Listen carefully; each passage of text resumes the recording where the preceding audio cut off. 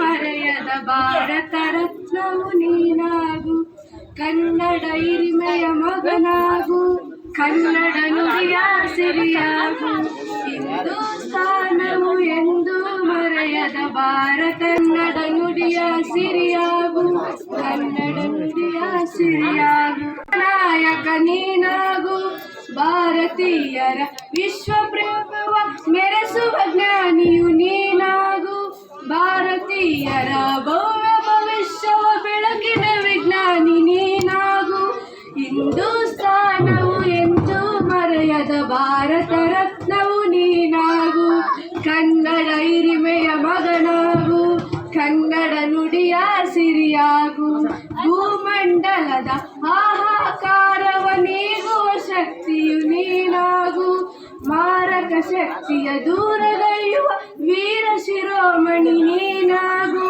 ದೇಶಭಕ್ತಿ ಗೀತೆಯೊಂದಿಗೆ ಕಾರ್ಯಕ್ರಮಕ್ಕೆ ಕಳೆಯನ್ನು ತಂದಂತಹ ವಿದ್ಯಾರ್ಥಿನಿಗೆ ಧನ್ಯವಾದಗಳು. ಇಲ್ಲದೆ ದೇಶ ರಕ್ಷಣೆಗೆ ತಮ್ಮ ಪ್ರಾಣವನ್ನೇ ಮುಡಿಪಾಗಿಟ್ಟಂತಹ ವಿಧದ ಸೈನಿಕರಿಗೆ ಒಂದು ಕ್ಷಣ ಮೌನಾರ್ಪಣೆಯನ್ನ ಮಾಡ್ತಕ್ಕಂತಹ ಸಂದರ್ಭ.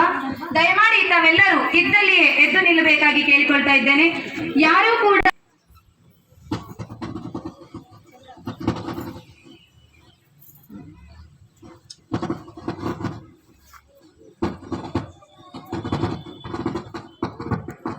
ಸಂಜೆಯ ಕಾರ್ಯಕ್ರಮಕ್ಕೆ ಆಗಮಿಸಿದಂತಹ ವೇದಿಕೆಯಲ್ಲಿ ಆಸೀನರಾಗಿರುವ ಸರ್ವ ಗಣ್ಯರನ್ನು ಹಾಗೂ ವೇದಿಕೆಯ ಮುಂಭಾಗದಲ್ಲಿ ಆಸೀನರಾಗಿರ್ತಕ್ಕಂಥ ಸರ್ವರನ್ನು ಸ್ವಾಗತಿಸಬೇಕಾಗಿ ಶ್ರೀಯುತ ಅನಿಲ್ ಕಡೆಕೆ ಶಿಕ್ಷಕರು ಇವರನ್ನು ವೇದಿಕೆಗೆ ಆಹ್ವಾನಿಸುತ್ತಿದ್ದೇನೆ. ಶಬ್ದ ಆಯ್ತಲ್ಲ, ಈ ಒಂದು ಶಬ್ದಕ್ಕೆ ಜೀವಪಣ ಇರ್ತಾರೆ. ಇದು ಒಂದು ಮಾತಿಗೆ ಇದೊಂದು ನಮ್ಮ ಸೌಭಾಗ್ಯ, ಎಲ್ಲರನ್ನೂ ಸ್ವಾಗತ ಮಾಡೋದು. ಎಂತ ಒಂದು ಸುಂದರ ಒಂದು ಕಾರ್ಯಕ್ರಮಕ್ಕೆ ನಾನು ಸ್ವಾಗತ ಮಾಡೋದು ಒಂದೊಂದು ಪುಣ್ಯ ಅಂತ ತಿಳ್ಕೊಂಡು ಈ ಒಂದು ಕಾರ್ಯಕ್ರಮದ ಅಧ್ಯಕ್ಷವನ್ನ ಸ್ಥಾನವನ್ನು ವಹಿಸಿದ ಶ್ರೀಗಳು ಶ್ರೀ ಚಂದ್ರಶೇಖರಯ್ಯ ಎಂ ಅವರನ್ನ ನಮ್ಮ ಮಲ್ಲಿಕಾರ್ಜುನ ಅವರು ಪುಷ್ಪದೊಂದಿಗೆ ಸ್ವಾಗತಿಸಬೇಕಂತ ವಿನಂತಿಸಿಕೊಳ್ತೇನೆ.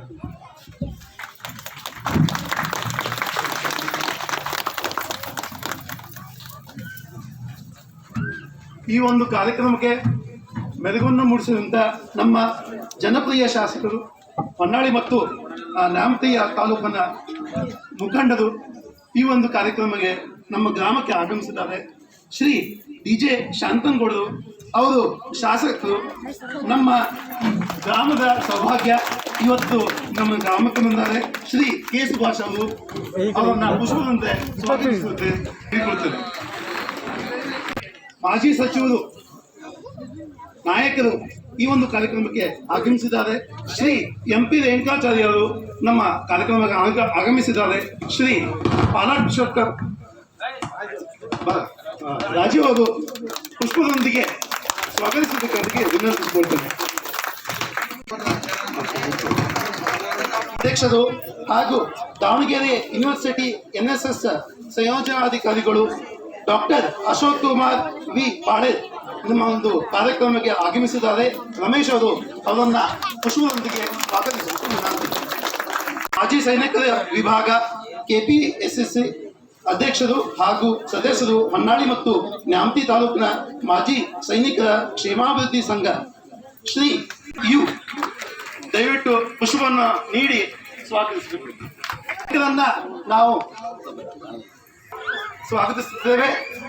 ಶ್ರೀ ರಮೇಶ್ H ಹವಿಲ್ದಾರ್ ಅವರನ್ನ ಶ್ರೀ ಪ್ರಸನ್ನ ಸಿ ಅವರು ಪುಷ್ಪದೊಂದಿಗೆ ಸ್ವಾಗತಿಸಬೇಕು ವಿನಂತಿ. ಅದೇ ರೀತಿ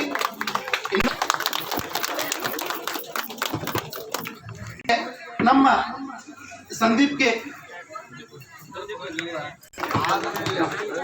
ಅದೇ ರೀತಿ ಇನ್ನೋರ್ವ ಸೈನಿಕರು ದಯವಿಟ್ಟು ಪುಷ್ಪದಿಂದ ಸ್ವಾಗತಿಸಿದ್ದಾರೆ. ಅದೇ ರೀತಿ ಈ ಒಂದು ಕಾರ್ಯಕ್ರಮದಲ್ಲಿ ಉಪಸ್ಥಿತರಾದರೆ ಅವರಿಗೂ ಸಹ ದಾನಪ್ಪ ಅವರು ದಯವಿಟ್ಟು ಪುಷ್ಪವನ್ನು ನೀಡಿ ಸ್ವಾಗತ ಮಾಡುವರು. ನಮ್ಮ ಕಾರ್ಯಕ್ರಮದಲ್ಲಿ ಉಪಸ್ಥಿತರಾದರೆ ಮಹೇಶ್ವರಪ್ಪ ಅವರಿಗೆ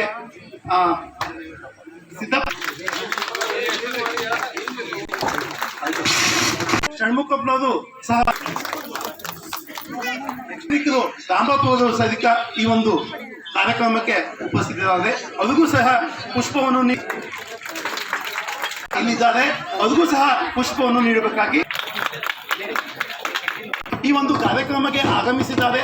ಅವರಿಗೆಲ್ಲರಿಗೂ ನಾನು ನಮ್ಮ ಗ್ರಾಮದ ಅವರಿಗೆ ನಾನು ಸ್ವಾಗತವನ್ನ ಬಯಸುತ್ತೇನೆ. ಈ ವೇದಿಕೆಯ ಮುಖಾಂತರ ಎಲ್ಲರಿಗೂ ನಾನು ಸ್ವಾಗತವನ್ನ ಕೋರುತ್ತೇನೆ. ಧನ್ಯವಾದಗಳು. ನಮಗೆ ಇರುವುದಿಲ್ಲ, ಆದ ಕಾರಣವಾಗಿ ಕೆಲವು ಅಡೆತಡೆಗಳಾಗಿದೆ. ಪ್ರತ್ಯಕ್ಷವಾಗಿ ಪರೋಕ್ಷವಾಗಿ ಈ ಸುಂದರ ಕಾರ್ಯಕ್ರಮದಲ್ಲಿ ಉಪಸ್ಥಿತರಿರತಕ್ಕಂತಹ ಪ್ರತಿಯೊಬ್ಬರಿಗೂ ಕೂಡ ವೇದಿಕೆಯ ಪರವಾಗಿ ಸ್ವಾಗತವನ್ನ ಬಯಸ್ತಾ ಇದ್ದೇವೆ. ಪ್ರಾಸ್ತಾವಿಕ ನುಡಿ ಅಂತ ಹೇಳಿದ್ರೆ ಆ ಕಾರ್ಯಕ್ರಮದ ಉದ್ದೇಶತೆ ಹಾಗೂ ವಿಶೇಷತೆಯಾಗಿರ್ತದೆ ಅಂತ ಇಂದು ಈ ವಿಶೇಷ ಕಾರ್ಯಕ್ರಮದ ಪ್ರಾಸ್ತಾವಿಕ ಮಾತುಗಳನ್ನಾಡಬೇಕಾಗಿ ಶ್ರೀಯುತ ಮಹೇಶ್ವರಪ್ಪ ಸಿ ನಮ್ಮ ಗ್ರಾಮದ ಮುಖಂಡರು ಅವರಲ್ಲಿ ವಿನಂತಿ ಪೂರ್ವಕವಾಗಿ ವಿನಂತಿಸಿಕೊಳ್ತಾ ಇದ್ದೇನೆ. ಹಾಗೂ ಸಮಾರಂಭಕ್ಕೆ ಪ್ರಮುಖ ನನಗೆ ಇದನ್ನ ನಿಜವಾಗಿ ಭಾಳ ಹೆಮ್ಮೆ ಆಗ್ತದೆ. ಕಾರಣ ನಮ್ಮೂರು ಚಿಕ್ಕೂರು ಇರೋದು 80 ಮನೆ. ಈ 80ನಲ್ಲಿ 4 ಜನ ಯೋಧರನ್ನು ನಾವು ಗಡಿಯಲ್ಲಿ ರಕ್ಷಣೆ ಮಾಡಬೇಕು. ನಾವು ಭಾಳ ಹೆಮ್ಮೆ ಪಡಬೇಕಾದಂಥ ವಿಚಾರ. ಒಂದು ವಿಚಾರ ಹೇಳ್ತೇನೆ. 3 ಜನ ಯೋಧರು ಹೋದರು. ಅದರ 4 ಜನ ಯೋಧರಲ್ಲಿ ಅನಿರೀಕ್ಷಿತವಾಗೋದರು ತಿರ್ಕೊಂಡು ಬಿಟ್ಟರು. ಇನ್ನು 3 ಜನ ಯೋಧರಿದ್ದಾರೆ. ಅದರಲ್ಲಿ ನಾಗರಾಜ ಅಂತ ಅವ್ರ ಹಿರಿಯರು, ಅವರು ಸೈನಿಕರಲ್ಲಿ ರಾಣಬಾಗಿನ ಕೆಲಸ ಮಾಡಿದ್ರು ಅಂತ ನನಗನ್ಸುತ್ತೆ. ಇನ್ನೊಬ್ಬ ಯೋಧ ಸೈನಿಕರಾಗಿ ಮಾಡಿದರು. ರಮೇಶನ ಬಗ್ಗೆ ಹೇಳಬೇಕು ಅಂದ್ರೆ ಅವರಿಬ್ಬರು ಯೋಧರು ಹೋಗುವಾಗ ಅವ್ರ ತಂದೆ ತಾಯಿ ಸಂತೋಷ ಕಳಿಸಿದರು. ರಮೇಶ್ ಹೋಗ್ಬೇಕಾದ್ರೆ ಒಂದು ವಿಶಿಷ್ಟ ಸಂಗತಿ ಹೇಳ್ತಾನೆ. ಅವನು ಮಿಲಿಟರಿ ಸೆಲೆಕ್ಷನ್ ಆದ. ನನಗೆ ಸುದ್ದಿ ಬಂತು, ಹೆಗ್ಗಡಿ ಈಶ್ವರಪ್ಪನ ಮಗ ಈ ಆರ್ಮಿಗೆ ಸೆಲೆಕ್ಟ್ ಆಗ್ಯದಂತ. ನಾನು ಊರಿಗೆ ಬಂದೆ. ಏನೋ ಸೆಲೆಕ್ಟ್ ಆಗಿದೆ ಅಂತಲೋ ಆರ್ಮಿಗೆ ಅಂದ. ಹೂನ್ ಮಾವ ಸೆಲೆಕ್ಟ್ ಆಗಿದ್ದಾನೆ, ಯಾವಾಗ ಹೋಗ್ತೀನಿ ಅಂದೆ. ಇಲ್ಲ, ಅದೇ ತೊಂದರೆ ಆಗೈತೆ ನನಗೆ ಅಂದ. ಕಾರಣ ಏನಪ್ಪ ಅಂದೆ. ನಾನು ಹೋಗೋಕೆ ಆರ್ಮಿ ರೆಡಿಯಾಗಿದ್ದೀನಿ, ನನ್ನ ತಂದೆ ತಾಯಿ ಹೋಗ್ತಾ ಇಲ್ಲ. ಕಾರಣ ಇಲ್ಲ, ಉಗ್ರವಾದಿಗಳು ಉತ್ತರ ಭಾರತದಲ್ಲಿ ಭಾಳ ಜನ ಆಗಿದ್ದಾರೆ, ನಿನಗೇನಾದರೂ ತೊಂದರೆ ಆದರೆ ನಾವು ದುಃಖ ಪಡಬೇಕಾಗ್ತದಪ್ಪ ಅಂದ. ಒಂದು ನೀನೇನಂತೀಯಪ್ಪ ಅಂದೆ. ನಾನು ಹೋಗೋಕೆ ರೆಡಿ ಇದ್ದೇನೆ ಅಂದೆ. ಅವತ್ತು ಈಶ್ವರನ ಹೇಳ್ತಿ ಸೈನಿಕ ಕೆಲಸಕ್ಕೆ ಕಳಿಸ್ಬೇಕಂತ ಅನುಮಾನ ಮಾಡಿದರು. ಅದೇ ಅವರ ತಂದೆ ತಾಯಿ ಎದುರಿಗೆ ಆ ಮಗನಿಗೆ ಇವತ್ತು ಸನ್ಮಾನ ಆಗ್ತೈತೆ. ಒಂದು ಅನುಮಾನ, ಇವತ್ತು ಅವನಿಗೆ ಅವ್ರ ಮಗನಿಗೆ ಇವತ್ತು ಸನ್ಮಾನ. ಇದು ಭಾಳ ಹೆಮ್ಮೆ ಪಡಬೇಕು. ಜೀವನದಲ್ಲಿ ಒಂದು ಘಟನೆ ನಡೀತವೆ. ಯಾವ ವ್ಯಕ್ತಿಯಿಂದ ಸಹಾಯ ಆಗಬೇಕು ಅಂದರೆ ಇವತ್ತು ದೇವರ ಪ್ರತ್ಯಕ್ಷ ಆಗೇ ಬರಲ್ಲ, ಅದು ಇನ್ನೊಬ್ಬರ ಮುಖಾಂತರ ಅವ್ರಿಗೆ ಸಹಾಯ ಮಾಡ್ತಾರೆ. ಅದಕ್ಕೆ ರಾಮಾಯಣದ ಒಂದು ಉದಾಹರಣೆ ಹೇಳ್ತಾನೆ. ರಾಮ ಅಯೋಧ್ಯೆಯಲ್ಲಿ ದಶರಥ ಮಹಾರಾಜನೆಯಲ್ಲಿ ಜನಿಸಿದ. ಕೌಶಲ್ಯ ಹಿರೇಮಗ, ದಶರಥನ ಹಿರೇಮಗ. ಅವನು ಯೌವನಕ್ಕೆ ಬಂದ, ಸೀತೆಯನ್ನು ಮದುವೆನೂ ಆದ. ಅವನಿಗೆ ಪಟ್ಟಾಭಿಷೇಕ ಮಾಡಬೇಕು ಅಂತ ದಶರಥ ಮಹಾರಾಜ ತೀರ್ಮಾನ ಮಾಡಿದ. ದಶರಥ ಮಹಾರಾಜನ 3 ಜನ ಹೆಂಡರು ರಾಮನಿಗೆ ಪಟ್ಟಾಭಿಷೇಕ ಮಾಡಬೇಕು ಅಂತ ಯೋಚನೆ ಮಾಡಿದಾಗ ಎಲ್ಲರೂ ಭಾಳ ಹುಮ್ಮಸ್ಸಿಂದ ಅವನಿಗೆ ವೈಭವದಿಂದ ಪಟ್ಟಾಭಿಷೇಕ ಮಾಡೋಕ್ಕೆ ತಯಾರಾದರು. ಅಲ್ಲಿ ಒಂದು ಘಟನೆ ನಡೀತು. ನಾಳೆ ಪಟ್ಟಾಭಿಷೇಕ ಆಗಬೇಕು. ದೇವತೆಗಳು ಯೋಚನೆ ಮಾಡಿದರು. ರಾಮ ಜನಿಸಿದ್ದೆ ರಾವಣನ ಸಂಹಾರ ಮಾಡೋಕ್ಕೆ. ಆದರೆ ಅವನು ಪಟ್ಟಾಭಿಷೇಕದಲ್ಲಿ ಕುತ್ಕೊಂಡ ಅಂತಂದರೆ ರಾವಣನ ಸಂಹಾರ ಆಗಲ್ಲ. ರಾಮ ಅಯೋಧ್ಯೆಯಲ್ಲಿ ರಾಜನಾಗಿ ನಡೀತಾನೆ, ರಾವಣನ ಸಂಹಾರ ಆಗಲಿಲ್ಲ ಅಂದರೆ ನಮ್ಮ ದೇವತೆಗಳ ಪಾಡೇನು? ಆವಾಗ ದೇವತೆಗಳ ಸೆಲ್ಲಿ ಬ್ರಹ್ಮನ ಹತ್ರ ಹೋದ್ರಂತೆ. ಯಾಕಂದರೆ ಶಿವನ ಹತ್ರ ಹೋಗಲಿಲ್ಲ. ರಾವಣ ಶಿವನ ಪರಮ ಭಕ್ತ. ಅದಕ್ಕೇನು ಬ್ರಹ್ಮನ ಹತ್ರ ಹೋದ್ರಂತೆ. ಬ್ರಹ್ಮ ಹೇಳಿದಂತೆ, ಇದಕ್ಕೆ ಯೋಗ್ಯದ ಸಲಹೆ ಕೊಡ್ಬೇಕು ಅಂದರೆ ದೇವೇಂದ್ರಪ್ಪ, ನಾನಲ್ಲ ಅಂತೆ. ದೇವೇಂದ್ರ ಹತ್ರ ಹೋದ್ರಂತೆ. ದೇವೇಂದ್ರ ಏನು ಮಾಡಿದಂತೆ, ನಾವು ಈ ರಾಕ್ಷಸರಿಂದ ನಾವು ಉಳಿಬೇಕು ಅಂದರೆ ನೀವು ಏನಾದರೂ ಮಾಡಿ ರಾಮನ ಪಟ್ಟಾಭಿಷೇಕ ಆಗದಂಗೆ ನೀವು ಇದಕ್ಕೊಂದು ಸಲಹೆ ಕೊಡಬೇಕು ಅಂತ. ಆವಾಗ ದೇವೇಂದ್ರ ಏನು ಮಾಡಿದಂತೆ, ಒಬ್ಬ ಮೊಯ್ನನ್ನು ಬಿಟ್ಟಂತೆ. ಕೈಕೆಯ ದಾಸಿ ಸೇವಿಕೆ, ಆಕೆ ಯಾರು ಅಂದರೆ ಕೈಕೆಯ ಸೇವಿಕೆ, ಮಾಂಥಾರ ಅಂತ ಆಕೆ ಹೆಸರು.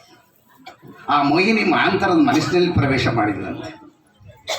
ಮಾಂಥಾರದ ಮನಸ್ಸಿನಲ್ಲಿ ಪ್ರವೇಶ ಮಾಡಿದಾಗ ಕೈಕೆಗಿದ್ದ ಸ್ಥಾನಕ್ಕೆ ಹೋದಂತೆ ಯಾರೋ ಮಾಂಥಾರ.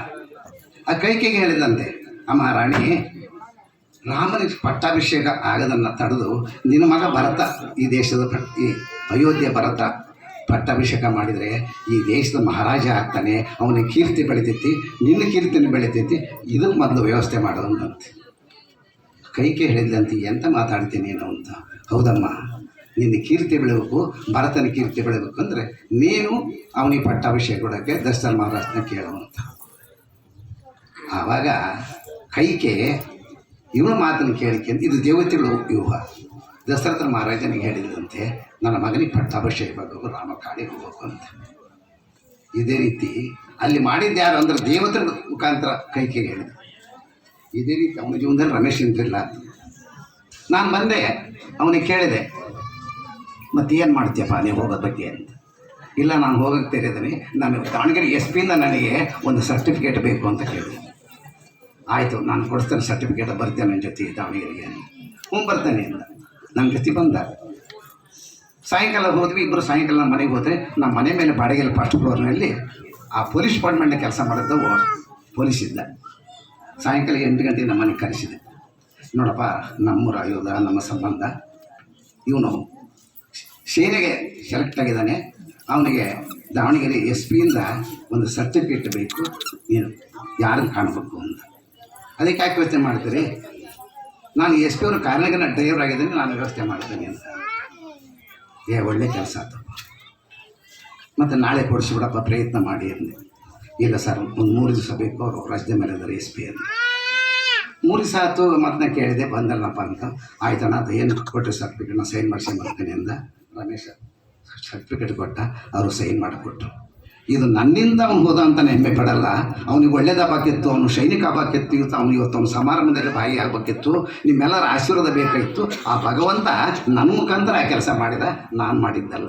ಇದನ್ನು ಹೇಳಕ್ಕೆ ನಾನು ಹೆಮ್ಮೆ ಪಡ್ತೀನಿ. ಸೈನಿಕ ವೃತ್ತಿ ಅಂದರೆ ಭಾಳ ಶ್ರೇಷ್ಠವಾದ. ತಮ್ಮ ಜೀವನ ತ್ಯಾಗಕ್ಕಿಟ್ಟು ಅಲ್ಲಿ ಗಡಿ ಕಾಯ್ತಿರ್ತಾರೆ. ಇಬ್ಬರು ಯೋಧರ ಉದಾಹರಣೆ ಕೊಡ್ತೇನೆ.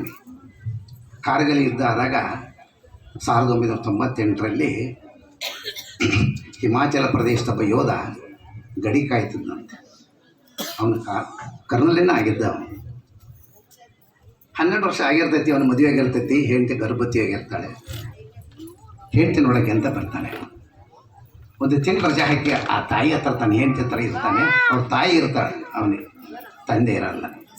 ಒಂದು ತಿಂಗಳು ಆದಮೇಲೆ ಹೆಂಡತಿಗೆ ಹೇಳ್ತಾನೆ, ನೀನು ಆರೋಗ್ಯ ಸರಿಯಾಗಿ ನೋಡಿಕೆ ಅಂತ ಹೇಳ್ತಾನೆ. ಅವ್ರ ತಾಯಿಗೂ ಹೇಳ್ತಾನೆ, ಅಮ್ಮ ನಾನು 1 ತಿಂಗಳು ಬಿಟ್ಟು ಹೇಗೆ ಆದಮೇಲೆ ಬಂದು ನಾನು ನೋಡ್ತಾನೆ, ಈಕೆ ಬಗ್ಗೆ ಸ್ವಲ್ಪ ಜಾಗ್ರತೆ ನೋಡಿಕೆ ಅಂತ ಹೋಗ್ತಾನೆ. ಹೋದ ಒಂದು 2-3 ದಿವಸದಲ್ಲಿ ಅವನಿಗೆ ಕರೆ ಬರ್ತದೆ, ಪಾಕಿಸ್ತಾನ ಯೋಧರು ನಮ್ಮ ಗಡಿಯಲ್ಲಿ ಕಾರ್ಗಿಲ್ ಯೋಧರಲ್ಲಿ ನುಗ್ಗಿ ಬಿಟ್ಟಾರೆ, ನೀನು ಅರ್ಜೆಂಟ್ ಗಡಿಗೆ ಬರಬೇಕು ಅಂತ ಹೇಳಿ. ಆವಾಗ ಅವನು ರೆಡಿಯಾಗಿ ಹೋಗೋ ಸಮಯದಲ್ಲಿ ಹೆಂಡತಿ ಒಂದು ಪತ್ರ ಬರೀತಾನೆ. ನೋಡು, ನಿನ್ನಿಂದ ನಾನು ಬಂದೆ, ನಾನು ಸುಖವಾಗಿ ಇಲ್ಲಿ ಬಂದಾನೆ. ಈಗ ನಮ್ಮ ದೇಶದ ಗಡಿಯೊಳಗೆ, ಕಾರ್ಗಿಲ್ ಗಡಿಯೊಳಗೆ ಪಾಕಿಸ್ತಾನ ಸೈನಿಕರು ನುಗ್ಗಿ ಬಿಟ್ಟಾರಂತೆ, ನಾನು ಯುದ್ಧಕ್ಕೆ ಹೋಗಬೇಕು ಅಂತ ಪತ್ರ ಬರೀತಾನೆ. ಕೆಳಗಡೆ ಒಂದು ಲೈನ್ ಬರೀತಾನೆ, ನೋಡು, ನಾನು ಯುದ್ಧ ಜಯಶಾಲಿಯಾಗಿ ಬಂದರೆ ಭಾರತ ಮಾತಾ ಅಂಬೆ ಅಂತ ಹೇಳಿದ್ರೆ ನಾನು ಜಯ ಹಾಕಕ್ಕೆ ಬಂದೇನೆ. ಬಂದು ನನ್ನ ಮಗನೂ ನಿನ್ನ ನೋಡ್ತೇನೆ.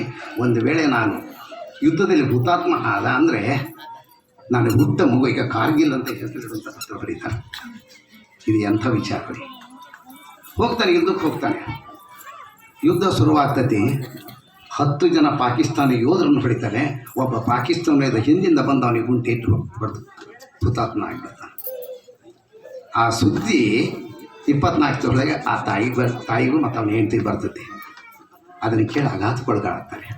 ತನ್ನ ಗಂಡ ಬರೆದ ಪತ್ರನಂತ ಎದೆ ಸಿಡ್ಕೊಂಡು ದೇವರಲ್ಲಿ ಬೇಡಿಕೆ ಅಂತಾಳೆ, ಭಾರತಾಂಬೆ, ನನ್ನ ಗಂಡ ಜಯಶೀಲನಾಗಿ ಪುನಃ ನಮ್ಮಲ್ಲಿ ಬರಲಂಗೆ ಆಶೀರ್ವಾದ ಮಾಡುವಂತ ಕೇಳ್ತಾಳೆ. ಆದರೆ ಹುತಾತ್ಮ ಆಗ್ತಾನೆ. ಹುತಾತ್ಮದಾಗ ಅವ್ರಿಗೆ ಎಷ್ಟು ದುಃಖ ಆಗಿರ್ಬೇಕ್ರಿ. ಅವನು ಹುತಾತ್ಮದ ಒಂದು ತಿಂಗಳಿಗೆ ಹೆರಿಗೆ ನೋವು ಬರ್ತೈತಿ, ಆಸ್ಪತ್ರೆಗೆ ಹೋಗ್ತಾನೆ. ಆಸ್ಪತ್ರೆಗೆ ಹೋದಾಗ ತನ್ನ ಗಂಡ ಬರದ ಪತ್ರನಂತೆ ಎದೆ ಮೇಲೆ ಇಟ್ಟುಕೊಂಡು ಮಗು ಜನ್ಮ ಕೊಡ್ತಾಳ್ರಿ. ಆ ಮಗು ಗಂಡು ಮಗು ಆಗ್ತೈತಿ. ಅವಾಗ ಆಕೆ ಇಟ್ಕೊಂಡು ಹೇಳ್ತಾಳೆ, ಕಾರ್ಗಿಲ್ ಜನಿಸಿ ಬಂದೇನಪ್ಪ ಅಂತ ಕೇಳ್ತಾಳೆ ತಾಯಿ. ನೋಡ್ರಿ, ಇವೆಲ್ಲ ಎಷ್ಟು ಪವಿತ್ರವಾದ ವಿಚಾರ. 612 ಅಂಕ ಗಳಿಸುವುದು 98% ಮಾಡುವುದರ ಮೂಲಕ ಗ್ರಾಮಕ್ಕೆ ಕೀರ್ತಿ ತಂದಂತ ವಿದ್ಯಾರ್ಥಿಗೆ ತಾವು ಕೂಡ ವೇದಿಕೆಗೆ ಆಗಮಿಸಬೇಕು.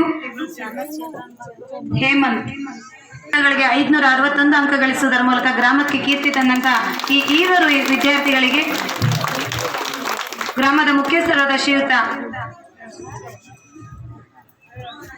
ಇವರು ಬೆಳ್ಳಿಯ ಪದಕ ನೀಡುವುದರ ಮೂಲಕ ಗೌರವಿಸಿದ್ದಾರೆ. ಅವರಿಗೆ ಗ್ರಾಮದ ಪರವಾಗಿ ಹೃತ್ಪೂರ್ವಕವಾದಂತಹ ಧನ್ಯವಾದಗಳು. ಕಾರಣ ಅವರಿಗೆ ಅಷ್ಟು ಸಮಯಾವಕಾಶ ಬೇಕಿತ್ತು, ಹಾಗಾಗಿ ತಮ್ಮಲ್ಲಿ ಕ್ಷಮೆ ಯಾಚಿಸುತ್ತಾ ಇದೀಗ ಕಾರ್ಯಕ್ರಮದ ಉದ್ಘಾಟನೆಗೈಯಬೇಕಾದವರಲ್ಲಿ ಕೇಳ್ಕೊಳ್ತಾ ಇದ್ದೇನೆ. ಹಾಗೆ ವೇದಿಕೆಯಲ್ಲಿರುವ ಎಲ್ಲರೂ ಕೂಡ ಕಾರ್ಯಕ್ರಮದಲ್ಲಿ ಭಾಗವಹಿಸಬೇಕಾಗಿ ಈ ಮೂಲಕ ವಿನಂತಿಸಿಕೊಳ್ಳುತ್ತೇನೆ.